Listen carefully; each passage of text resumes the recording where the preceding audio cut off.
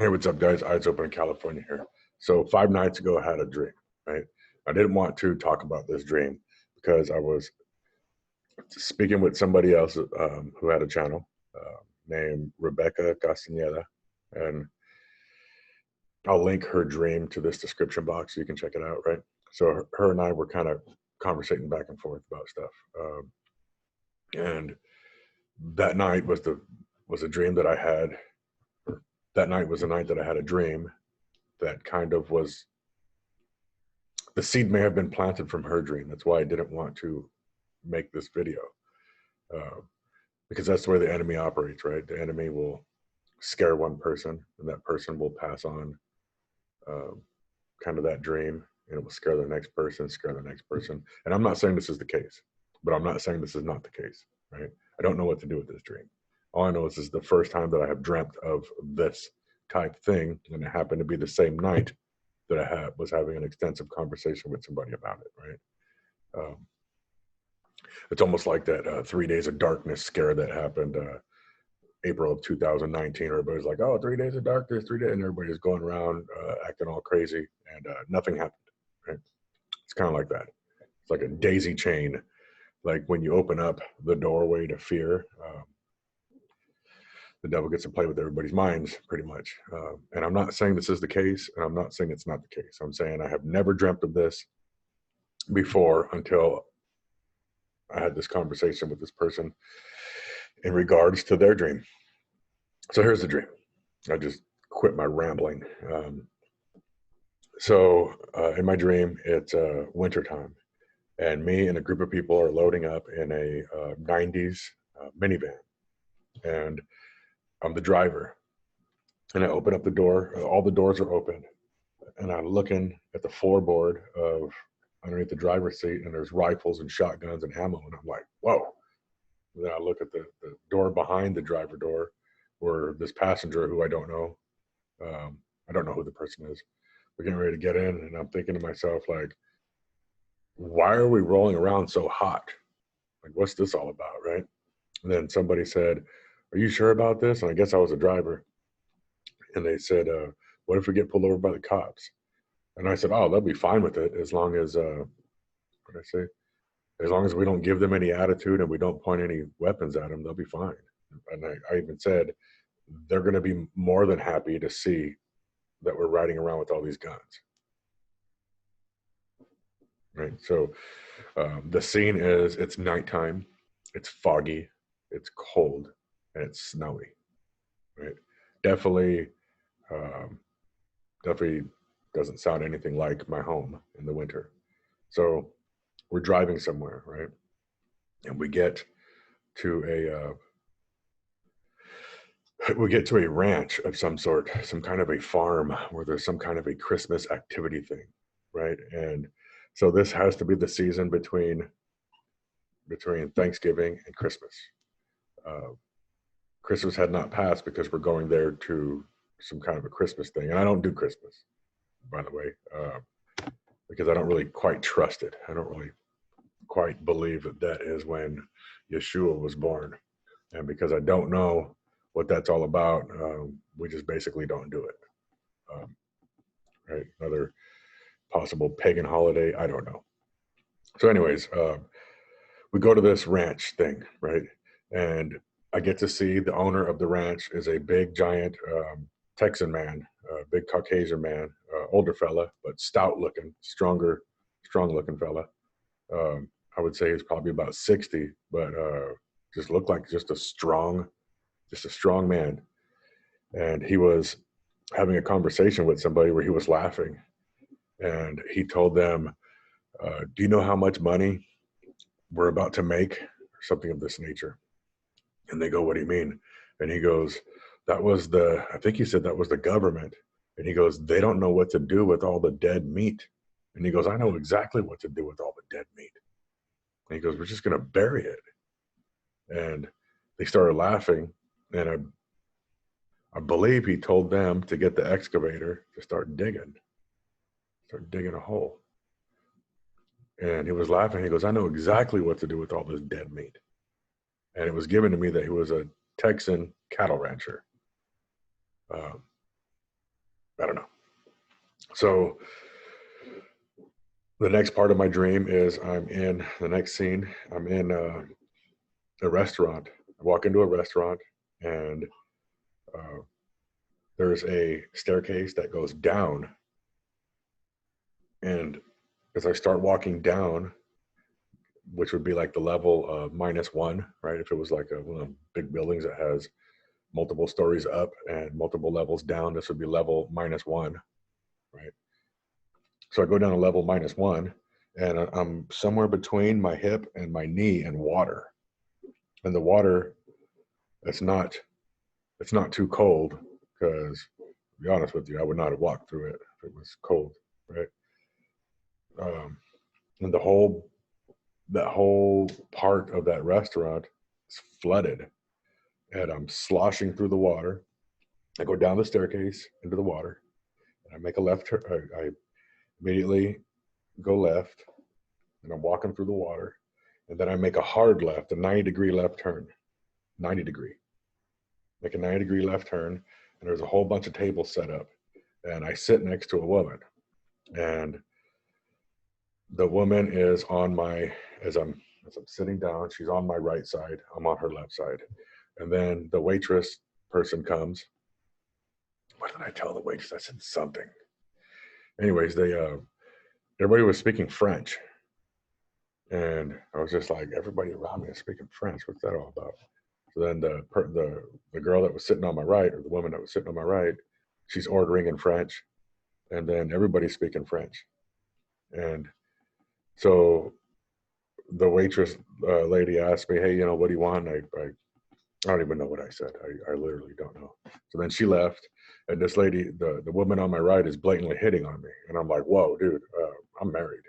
Like, I ain't trying to put off the wrong signal here. Like, I have a wife. And she was like, oh, I'm so sorry. I thought you were single. I said, I'm absolutely not single. That's what the ring on my finger is for. And she was like, oh, I'm so embarrassed. I said, hey, you know what? This just got awkward, so I'm going to go ahead and leave. And I got up, and I went sloshing back from whence I came, which from the table that I'm sitting, I arose, and I started walking, and I had to get back out, I had to make a 90-degree hard turn around a pillar. I made a 90-degree hard turn, and then I went back up the stairs. And when I went back up the stairs, I was back at that cattle ranch. And we were waiting in line to go on the horse-drawn carriage event. I guess we're going to get on a carriage and go around the property that had lights, had like Christmas lights. But I don't remember there being any lights at all.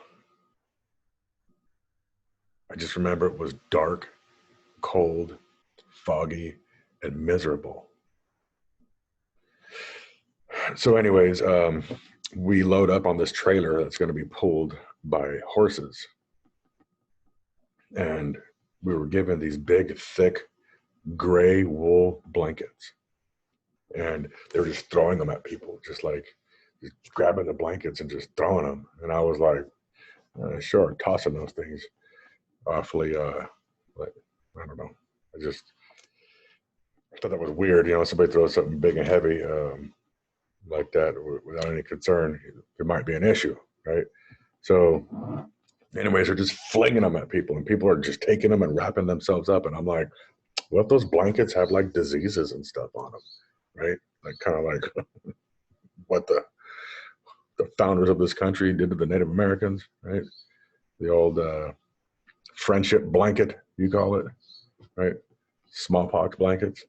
But anyways, they're passing out these blankets, and everybody was happy to get them because it was miserably cold. I mean, it was miserably freaking cold. And I'll be the first to admit, I suck when it comes to cold. I suck, right? But it was miserably cold in this dream. And I got hit with the blanket, and I was like, just growling. But I ended up putting the blanket on, and that's how I knew it was gray and wool. It was a big, heavy blanket. And then the next scene, that's what I'm saying, this was a weird dream. The next scene, I'm in a forest with my wife. And for some reason, we're living out of a tent in a forest. And I don't know where my kids are. The kids are nowhere in sight. But anyways, I'm reaching in to the tent and I'm handing her some cardboard. Was it? The cardboard was kind of just kind of folded up like this. So I'm reaching into the tent, and there's cardboard that I specifically have folded up like this. And for whatever reason, the lines of the cardboard, you know what I'm saying? The lines of the cardboard were that way, right? So I had it folded up um, parallel with the lines in the cardboard. You get what I mean? So I handed it to my wife, and my wife takes this big pieces of cardboard, and she bends it this way or bends it that way. And I was like, dude, now it's not going to hold its shape. It's not going to hold its integrity. You folded it the wrong way. And she was like, so what? It was funny, right?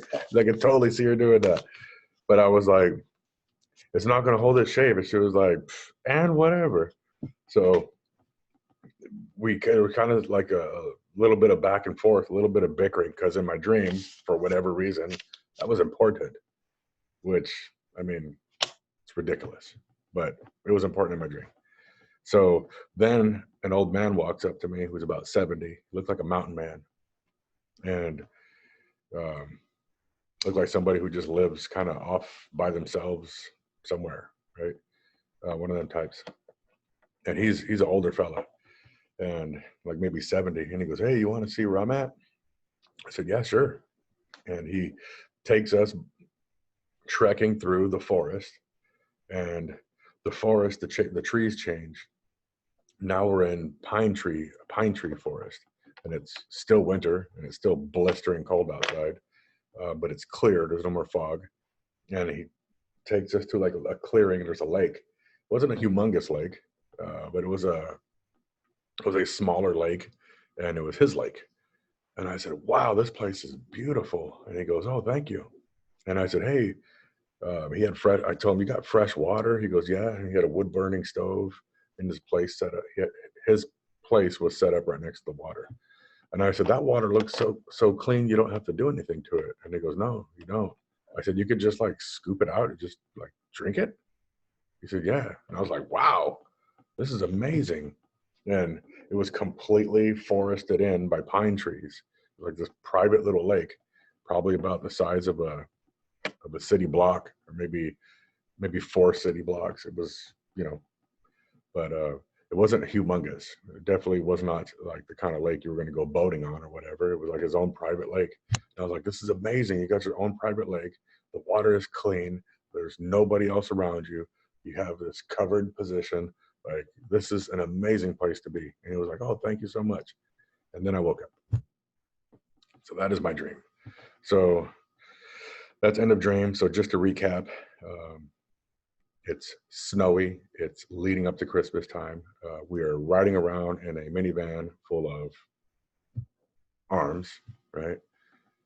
I knew that the police were going to be happy that we had all them, which I don't know what to do with that information either. Went to a Texan cattle rancher's ranch where he was laughing, and he said, do you know how much the government's going to pay us? They don't know what to do with all the dead meat. And he said, I know exactly what to do with the dead meat. We're going to bury it. So he had them start digging with the extend-a-hoe, right? Then went to a restaurant, went down some stairs, made a left turn, made a hard left, 90-degree turn. At the bottom, was being hit on by some Caucasian woman who spoke French. Everybody was speaking French. Then I left there. Something about cardboard in a forest. Don't know about that. And then Mountain Man took me to his pine forest lake. I don't know. I didn't want to make this video, but some of those details may mean something very monumental. And I know no one knows the day or the hour of the rapture. Nobody knows that, right? And this could be a trick from the enemy to falsely project a timeline where people may not even be here by then. I don't know what to do with this dream. I know that this was the first winter Christmas dream that I've ever had. And it just so happened to be on the exact same night that I had this conversation with Rebecca. So I don't know. But I also did not want to not say nothing because these details probably do mean something. So thank you. God bless you. And I don't know.